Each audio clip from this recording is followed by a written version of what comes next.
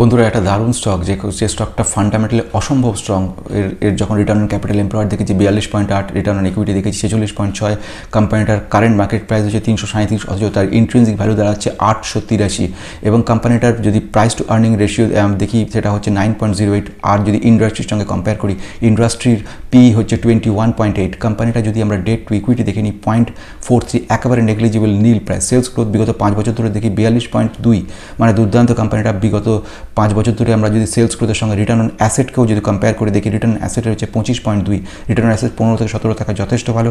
কোম্পানিটা এক্সপেক্ট করছে good profit. সঙ্গে সঙ্গে কোম্পানিটার যদি আমরা দেখে নিই যে লাস্ট বিগত 5 বছর সেলস গ্রোথ 28%-এর উপরে, আমরা ফেস ভ্যালু 10 এবং প্রোমোটার স্ট্রং এবং প্রোমোটার 65.8% প্রোমোটার হোল্ড করে রেখে দিয়েছে এবং সঙ্গে সঙ্গে ঋণ কন্টিনিউ কমেই চলেছে। সঙ্গে সঙ্গে আমরা দেখেছি যে প্লেজ একেবারে জিরো। তো কোম্পানিটা দারুণ সুন্দর যে ফাইন্যান্সিয়াল যে কোম্পানি যে স্ট্রং, সেটা ভবিষ্যতে আরও ভালো করতে। কংগ্রাচুলেশন বন্ধু, আপনি এই ভিডিওর টাইটেল দেখে ক্লিক করেছেন, মানে আপনি একজন সিরিয়াস লং টার্ম ইনভেস্টার এবং ভবিষ্যতে বিশাল বড় ওয়েলথ ক্রিয়েট করতে চলেছেন।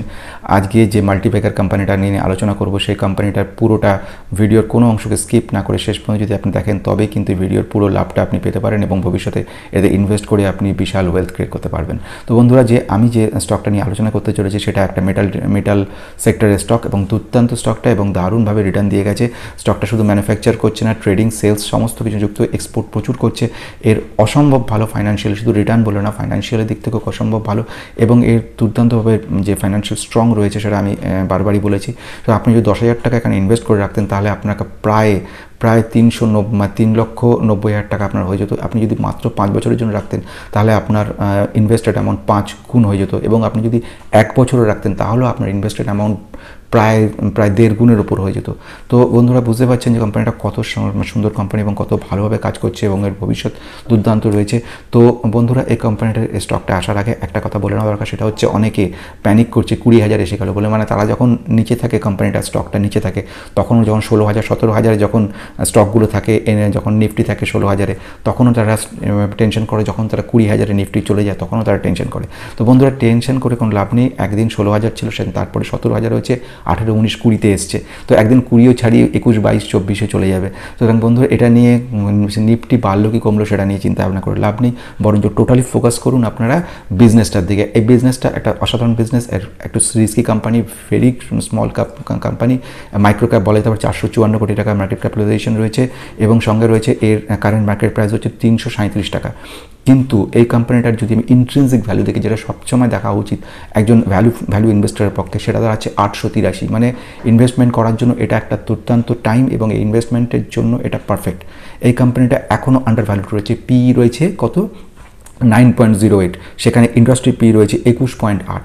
কোম্পানিটার কোনো অংশে খারাপ নয়, কোম্পানিটা থরলি চেকিং করে নিয়েছি এবং কোম্পানিটার প্রতিটা পার্ট দেখে নেওয়া আছে, ফাইন্যান্সিয়ালি দেখে নিয়েছি, টেকনিক্যালি দেখে, সমস্ত দিক থেকে দেখে নিয়ে কোম্পানিটা সম্পর্কে একটা জিনিস যেটা বলা যেতে পারে, কোম্পানিটা যথেষ্ট ভালো কোম্পানি।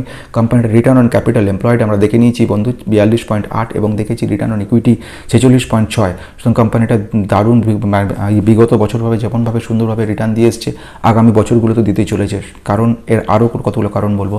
প্রেজেন্টলি ফেস ভ্যালু হচ্ছে 10 এবং প্রোমোটার হোল্ডিং দারুণ 65.4, 50% উপর থাকা মানে যথেষ্ট ভালো। 65.4 হচ্ছে প্রোমোটার রয়েছে। ডেপ্টের ঋণের পরিমাণ খুব কম। ডেপ টু ইকুইটি যেটা আমরা দেখি 0.43, মানে 1-এর উপরে, তবেই সেটা কিন্তু একটু চিন্তা করার জিনিস। তো সেলস গ্রোথ দুর্দান্ত ভালো, 42.2 বিগত 5 বছর ধরে সেলস দারুণভাবে বেড়েছে এবং আমরা সেটা দেখেছি, তার রিটার্নে দেখে নিয়েছি যে কত গুণ বেড়েছে। এবং আমরা যদি দেখে নিই প্রাইস টু আর্নিং গ্রোথ, যেটা খুব গুরুত্বপূর্ণ, আমি বারবার বলি, সেটা হচ্ছে মাত্র 0.18। সুতরাং কোম্পানিটা দুর্দান্ত কোম্পানি। এবং আমরা যদি বলি শেয়ার হোল্ডাররা কোনো শেয়ার বন্ধক রেখেছে না, তারা কোনো শেয়ার বন্ধক রাখেনি, দ্যাট ইজ জিরো প্লেজিং। কোম্পানিটার রিটার্ন অন অ্যাসেট, যেটা খুব গুরুত্বপূর্ণ ব্যাপার, যে টোটাল অ্যাসেট ইনভেস্টেড কোম্পানি যখন করছে কোম্পানিতে, তার তুলনায় কতখানি রিটার্ন সে পাচ্ছে। কোম্পানির রিটার্ন অন অ্যাসেট হচ্ছে 25.2, যেখানে 10-15 হচ্ছে মোর দ্যান সাফিসিয়েন্ট, সেখানে 25.2, মানে ইন ফিউচারে হিউজ গ্রোথ দেখাতে চলেছে। এবং কোম্পানিটা প্রেজেন্টলি যে ম্যানেজমেন্ট বলছে আগামী দিনে দুর্দান্ত কোয়ার্টারে এক্সপেক্ট করছে তারা গুড প্রফিট। সঙ্গে সঙ্গে এর লাস্ট আমরা দেখে নিচ্ছি প্রফিট গ্রোথ লাস্ট 5 বছরে দেখাচ্ছি 50.8 CAGR compounded annual growth return, মানে প্রতি বছরে 50%-এর উপর সেলস গ্রোথ দিয়েছে। রিটার্ন অন ইকুইটি লাস্ট 3 বছরে আমরা যদি দেখবো 36.4। দুর্দান্ত সেলস গ্রোথ যদি আমরা দেখে নিই বিগত 5 বছর দেখবো 28%-এর ওপর। তার মানে কন্টিনিউয়াসলি আমরা ব্যালেন্স শিটও দেখেছি এবং সঙ্গে সঙ্গে আমরা প্রফিট অ্যান্ড লসে দেখেছি সেলস গ্রোথ কন্টিনিউ কিন্তু বেড়ে চলেছে এবং সেলস গ্রোথ যেরকমভাবে ইয়ার অন ইয়ার বেসিসে বেড়েছে, কোয়ার্টার অন কোয়ার্টার বেসিসে বেড়েছে এবং অপারেটিং প্রফিট মার্জিন বেড়েছে, সঙ্গে সঙ্গে নেট প্রফিটও ডাবল হয়ে গেছে লাস্ট কোয়ার্টার, মানে প্রেজেন্টলি জুনে আমরা দেখে নিয়েছি আগের বারের থেকে এই কোয়ার্টারে প্রায় পুরো ডবলের বেশি হয়ে গেছে। সুতরাং বলতে পারি ভীষণ সাংঘাতিক স্ট্রং কোম্পানিটার। তো কোম্পানিটার নাম কি? কোম্পানিটার নাম হচ্ছে মান অ্যালুমিনিয়াম কোম্পানি। মান অ্যালুমিনিয়াম কোম্পানি এই কোম্পানিটা এই কোম্পানি আমাদের এক বন্ধু এখানে তিনি এখানে রিকোয়েস্ট করেছিলেন কোম্পানিটা সম্পর্কে বলার জন্য। তো এই কারণে কোম্পানিটা আলোচনা করে দেখলাম এবং কোম্পানিটা যতখানি আমি পড়লাম, কোম্পানিটা নিয়ে অ্যানালিসিস করলাম, তত আমি ইন্টারেস্টেড হয়ে গেলাম এবং বুঝতে পারলাম কোম্পানিটা দুর্দান্ত কোম্পানি এবং এখনও ইনভেস্ট করার জন্য যথেষ্ট ভালো। যেখানে নিফটি যেখানেই যাক, নিফটি যাওয়া নিয়ে ফ্যাক্টর নয়, ফ্যাক্টরটা হচ্ছে স্টকটাকে নিয়ে, বিজনেসটাকে নিয়ে। আমরা দেখেছি 16,000 17,000 যখন ছিল তখন একটা রিসেশন পিরিয়ড চলছিল, সেই সময়ের কথা 17 সাল 18 সালের কথা, যখন কিন্তু নিফটি ডাউন চলছিল, ঠিক নিফটি তখন একবারে ফ্ল্যাট রেঞ্জে চলছিল, রেঞ্জ বাউন্ড ব্যাকে বলে সেখানে ছিল, কিন্তু কিছু কিছু স্টক কিন্তু তখনও 52 উইক হাই লাগিয়ে চলেছিল। তো কখনও কোনো নিফটির সঙ্গে সঙ্গে সব কিছু বাড়বে কমবে এই ধরনের কনসেপশন একদমই ভুল। আসা যাক এবারে কোম্পানিটা সম্পর্কে। এইবারে আমি এই পর্যন্ত আপনারা যারা দেখেছেন, এই পর্যন্ত আপনারা যারা সঙ্গে রয়েছেন তারা এই পর্যন্ত রয়েছেন মানে কিন্তু আপনারা ইন্টারেস্টেড এবং ভবিষ্যতে আগামী কিছুক্ষণ সময়ের মধ্যে আমি টোটাল বিজনেসটাকে বুঝিয়ে দেবো এবং সেটা বোঝার পরে আপনারা ইনভেস্ট করতে পারেন। তো এই জায়গা পর্যন্ত আপনারা এসছেন মানে কিন্তু ফিউচারে আপনারা অনেক ভালো কিছু করতে পারবেন। তো কোম্পানি 1989-এ ইনকর্পোরেট হয়েছে এবং কোম্পানির ম্যাক্সিমাম কাজ যেটা সেটা হচ্ছে ম্যানুফ্যাকচারিং করা এবং ট্রেডিং করা। কিসের জন্য? অ্যালুমিনিয়ামের কী করে? প্রোফাইলসগুলো বানায়, সঙ্গে সঙ্গে ইনগটস তৈরি করে এবং বিলেটস তৈরি করে। সুতরাং এই সবগুলো ম্যানুফ্যাকচারিং কাজ করে এবং সঙ্গে ট্রেডিং করছে। কোম্পানিটা কিন্তু শুধু ডোমেস্টিক কাজ করে না, এক্সটার্নালেও, মানে আমরা যেটাকে বলছি বিদেশেও কিন্তু ইন্টারন্যাশনালিভাবে প্রচুর এক্সপোর্ট করেছে এবং করে চলেছে, ফিউচারে টার্গেট করা আছে। এর রেভিনিউ যেটা আসছে বন্ধুরা, সবচেয়ে ইন্টারেস্টিং জায়গা সেটা হচ্ছে এরা কী করছে? বিক্রি করছে, ট্রেড করছে গুডসগুলোকে। ট্রেড যখন যারা গুডস মানে যেটাকে ম্যানুফ্যাকচার যে প্রোডাক্ট সেগুলোকে বিক্রি করে ইনকাম করছে তারা কত? 59%। কিসের থেকে ইনকাম আসছে? অ্যালুমিনিয়ামে ইনগটস সেটা, বিলেটস সেটা এবং সঙ্গে সঙ্গে যেগুলো দেখতে পাচ্ছি সেটা হচ্ছে রড এবং আমরা দেখছি লগস, এইগুলো থেকে কিন্তু এদের ইনকাম আসছে। নাম্বার টু হচ্ছে সেল অফ ফিনিশ গুডস। একটা হচ্ছে যেগুলো প্রোডাকশন কমপ্লিট হয়ে গেল সেল করছে, আর কিছু জিনিস আছে যেগুলো প্রোডাকশন হওয়ার পরে ফিনিশ গুডস যেখানে রয়েছে সেই ফিনিশ গুডসের হচ্ছে 41% এদের কিন্তু ইনকাম রয়েছে, রেভিনিউ আসছে। এবার এরা এক্সপোর্ট করছে 27% কিন্তু এক্সপোর্ট থেকে রেভিনিউ আসছে 27%। আমরা দেখেছি ফিনান্সিয়ালের 22-23-এ। সুতরাং এটা 27 মানে বিরাট একটা অংশ এরা কিন্তু বিদেশে দিচ্ছে এবং বিদেশে এদের যে ডিমান্ডের পরিমাণ প্রচুর ভালো রয়েছে এবং এর যে ম্যানেজমেন্ট যে পয়েন্টগুলো বলছে, ম্যানেজমেন্টের ডিটেলস বক্তব্য থেকে যেটা পাওয়া গেছে সেটা 1 নম্বর পয়েন্ট হচ্ছে এরা মার্কেটিংয়ের উপর প্রচুর এফোর্টস দিচ্ছে। কি মার্কেটিং? একটা হচ্ছে ডোমেস্টিক মার্কেটিং, সঙ্গে সঙ্গে এরা কী করছে? সেলসটা বিক্রি বাড়ানোর জন্য মার্কেটিংয়ে নজর দিচ্ছে। আমরা দেখবো এরপর যখন কিছু উইকনেসের মধ্যে দেখতে পারবো সেখানে কিন্তু এরা কেন ক্যাশ ফ্লো কমে গেছে তার কারণ হচ্ছে এরা কিন্তু মার্কেটিং, অ্যাডভার্টাইজমেন্ট এগুলোতে প্রচুর খরচ করছে। আমি আসছি সে পয়েন্টটা। তার আগে পয়েন্ট সেটা হচ্ছে 2 নম্বর ফোকাস করছে। 1 নম্বর ফোকাস তো আমরা বলে নিলাম, সেলটা বাড়ানোর জন্য মার্কেটিং প্রচুর ফোকাস করছে। নাম্বার 2 আমরা কি দেখে নিচ্ছি সেটা হচ্ছে এর যে ডিমান্ড, ডোমেস্টিক অর্ডারটাকে এরা যেরমভাবে বাড়াচ্ছে সেরমভাবে ইন্টারন্যাশনাল ক্ষেত্রেও যে অর্ডার বুক যেটা সেটাকেও বাড়ানোর চেষ্টা করছে। তো সেই হিসেবে এদের কতগুলো কন্ট্রাক্ট করার চেষ্টা করছে এবং এটা একটা মানে প্রসেসের মধ্যে আন্ডার প্রসেস রয়েছে কিছু বিদেশের সঙ্গে কন্ট্রাক্ট, সেগুলো কমপ্লিট হয়ে যাওয়ার পরে কোম্পানিটা কিন্তু অনেকটা উপরে উঠে যাবে। তো বন্ধুরা এইবারে আসবো সেই পয়েন্ট, সেটা হচ্ছে নেগেটিভ পয়েন্ট। আমরা পজিটিভ পয়েন্টগুলো দেখে নিয়েছি। অসম্ভব ভালো একটা ফাইন্যান্সিয়ালি স্ট্রং কোম্পানি এবং এই স্ট্রং কোম্পানির বিভিন্ন দিক থেকে আমরা অ্যাঙ্গেল থেকে দেখে নিয়েছি। যেরকম আমরা দেখে নিয়েছি এর মার্কেট ক্যাপিটালাইজেশন স্মল, কিন্তু এর কারেন্ট মার্কেট প্রাইসের তুলনায় ইন্ট্রিনসিক ভ্যালু অনেক গুণ বেশি। আমরা দেখে নিয়েছি ভ্যালুয়েশন যদি চেক করি প্রাইস টু আর্নিং গ্রোথ, সেখানে আমরা দেখে নিয়েছি প্রাইস টু আর্নিং গ্রোথ 0.18, যেটা 1-এর বা তার বেশি থাকলে তুলনামূলকভাবে ধরা হয় বেশি। প্লেজ দেখে নিয়েছি 0, শুধু তাই দেখে আমরা শেষ করিনি, আমরা পিটাও চেক করেছি। পির ক্ষেত্রে দেখে নিয়েছি প্রাইস টু আর্নিং যেটা, সেখানে দেখেছি 9.08, সেখানে কিন্তু ইন্ডাস্ট্রির পি দেখতে পেয়েছি আমরা 21.8। সুতরাং বন্ধুরা দেখতে পাচ্ছি 1 নম্বর পি দিক থেকে আমরা ইম্প্রুভমেন্ট দেখেছি, আমরা প্লেজিং দেখেছি কোনো নেই, আমরা দেখে নিয়েছি ডেপ্টের পরিমাণ খুব কম, আমরা দেখে নিয়েছি নেক্সট পার্ট সেটা হয়েছে যে রিটার্ন অন ক্যাপিটাল এমপ্লয়েড বেশি, রিটার্ন অন ইকুইটি বেশি। আমরা এর সঙ্গে দেখে নিয়েছি কি সেলস কন্টিনিউয়াসলি বাড়ছে, লাস্ট বিগত 5 বছর ধরে প্রায় 40%-এর উপর 42%-এর উপর সেলস রয়েছে। আমরা দেখে নিয়েছি ইন্ট্রিনসিক ভ্যালু 833, যেখানে কারেন্ট মার্কেট প্রাইস 337। সুতরাং সেখানে একটা বড় ফারাক, এই ফারাকটা হতে পারে, এই ফারাকটা হয়তো কখনো কোম্পানি খারাপ থাকলে হতে পারে, কিন্তু কোম্পানি যেখানে ফিনান্সিয়ালি এতটা স্ট্রং সেখানে এই ধরনের কোনো প্রবলেমই নেই কোম্পানির। এবং আমরা দেখেছি সঙ্গে সঙ্গে কন্টিনিউ ঋণের পরিমাণ কমিয়ে চলেছে, প্রেজেন্টলি ঋণের পরিমাণ হচ্ছে 0.43। সুতরাং এই সমস্ত দিক থেকে একটা একটা করে পয়েন্ট যদি আমরা দেখে নিই, এবং শুধু তাই না, রিটার্ন অন অ্যাসেটও আমরা দেখে নিয়েছি, সেখানেও কিন্তু দেখতে পেয়েছি যথেষ্ট ভালো রয়েছে। রিটার্ন অন অ্যাসেটের পরিমাণ রয়েছে 25.2%-এর ওপর, সুতরাং সেখানেও রিটার্ন অন অ্যাসেটও যথেষ্ট ভালো রয়েছে। এবং তারপরে যখন ম্যানেজমেন্ট যে পয়েন্টগুলো দিয়েছে সেখানে ওরা বলছে গুড প্রফিট এক্সপেক্ট করছে, সঙ্গে সঙ্গে এদের সেলস গ্রোথ বেড়েছে, বিগত 5 বছরে প্রফিট গ্রোথ বেড়েছে 50%-এর ওপরে, এবং রিটার্ন অন ইকুইটি দেখা গেছে বিগত 3 বছরে যদি আমরা অ্যানালিসিস করে নিই দেখব 36.4। সুতরাং আমরা দেখতে পাচ্ছি কোম্পানিটা সব দিক থেকে যথেষ্ট ভালো এবং খুবই ভালো কোম্পানিটা কাজ করছে। সেলস প্রতি বছর বাড়ছে, বিগত কোয়ার্টারগুলোতে চেক করে দেখেছি সেলস বেড়ে গেছে, একটা কোয়ার্টারে একটু কম থাকছে, পরের কোয়ার্টার তার থেকে বেশি হয়ে যাচ্ছে।